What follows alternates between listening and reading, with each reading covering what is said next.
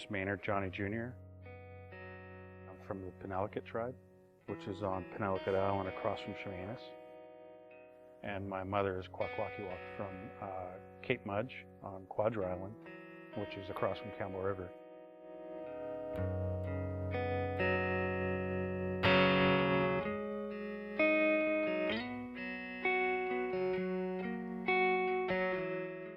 Right at a young age, I was very interested in drawing. Grade 11, my art teacher did all kinds of stuff in her curriculum: pottery, painting, drawing. It came to a painting project, and I didn't like to paint. I only liked to draw using pencil crayons or felts or pencils. She was very patient, and she's like, well, why don't you do something from your culture, something that relates to who you are as a First Nations person? Yeah, okay, I'll look up some designs and figure out what I want to do. And at that time, I was sort of uneducated in terms of what kind of art I should do. So I had a very heavy Northern influence. At that time, I didn't know about being Coast Salish or Kwakwakiwak. You kind of do those two. You could pick one of those styles and do those. About 1991 is when I started to look at saying, okay, I need to focus on one style. So I chose Salish.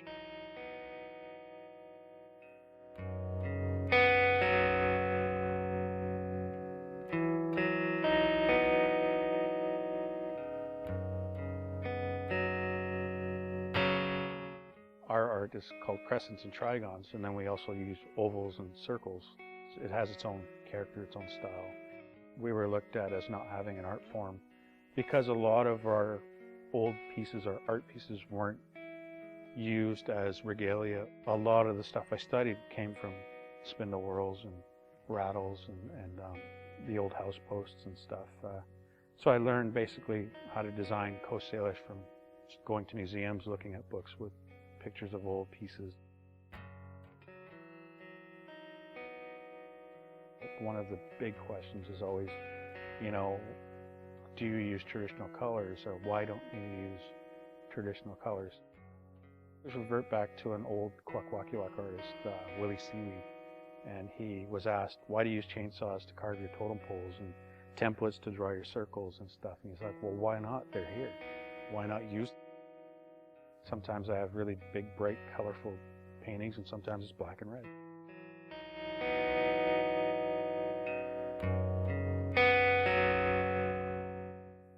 Traditionally, I guess that's the modern times in me. I grew up a contemporary artist, so therefore I like to experiment with different colors and different uses of my design.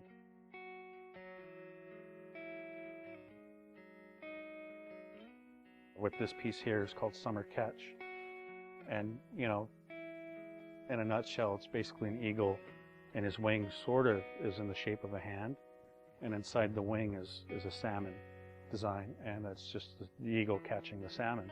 My dad played ball a lot as I grew up as a kid. I played ball a lot. My daughter plays ball a lot. And just, it was summertime, baseball, summer catch, it just made sense. So it's sometimes more of a personal experience.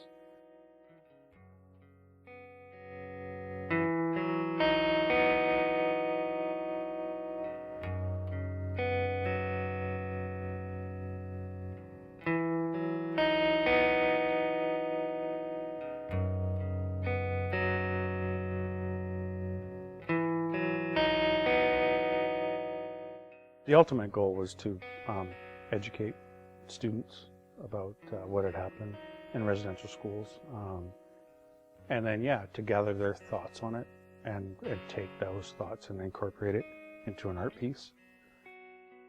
It eventually just turned into this artist in residence working with students and getting their reaction to the residential school and their thoughts, and combining what they felt and what they thought into this piece, in the residential school, what had happened, what it took, and where we need to go as a whole. I wanted to spread the knowledge of residential school and how it's impacted our people, because people need to understand, and by people I mean everybody has to understand what happened and why it impacts First Nations people. Language is the key to names. It's the key to who we were as a people, because we didn't have video recorders or tape recorders. We didn't write stuff down. The right side of the panel was a native woman, just the side view of her head,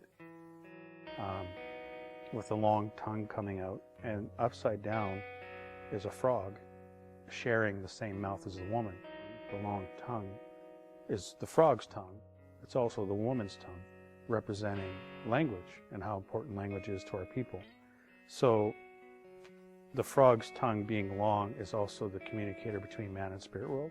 So that's kind of why I had the frog and the woman share the same mouth and tongue to represent our language. And this was before contact, before the residential school, speaking our language fluently.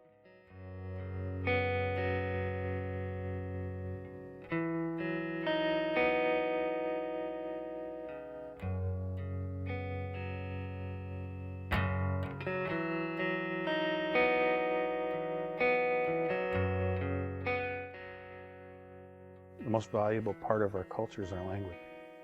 And that was the very first thing taken away from us. To take our language away is basically to take our identity away.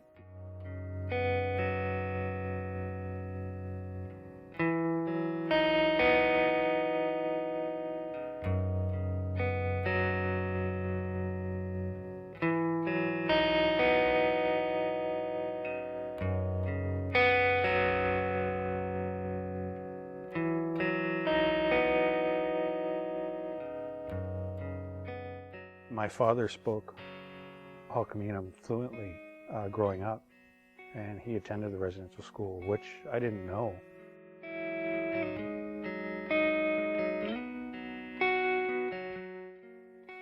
I had known that my dad had attended day school, but I didn't know he spent part of his time in the residential school, and he never taught me our language.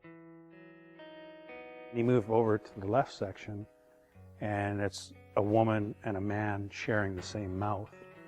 And inside the mouth is a maple leaf and a cross.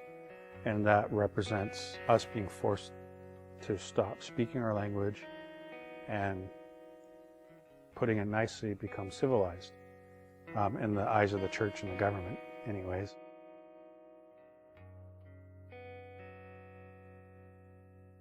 When you take our language and when you take our culture away, you're taking who we are as people away. It wasn't something, we chose to do. It was something that was forced upon us. So the whole idea of it being the cross and the maple leaf was because the government and the church were the ones that did it. And it's not an insult, it's a fact in history that it happened to our people.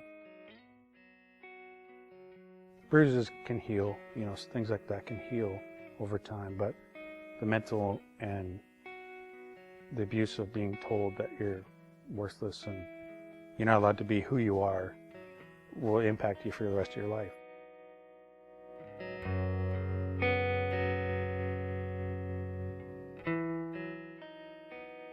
My idea was to, and still to this day, is to combine sort of art into teaching the true history of First Nations in Canada and how the residential school, first contact, colonization, all that stuff impacted the people.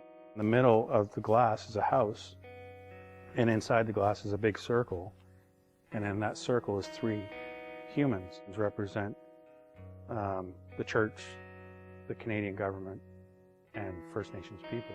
And it's like they're huddled. I like the idea of it being glass because it's like a glass house. You can very easily break it by saying the wrong things or doing the wrong things. On top of the house is thunderbirds, which are very prominent characters in our culture, Coast Salish culture. And then on the bottom is salmon, which was our main food source, but it's also a sign of rejuvenation, a sign of survival.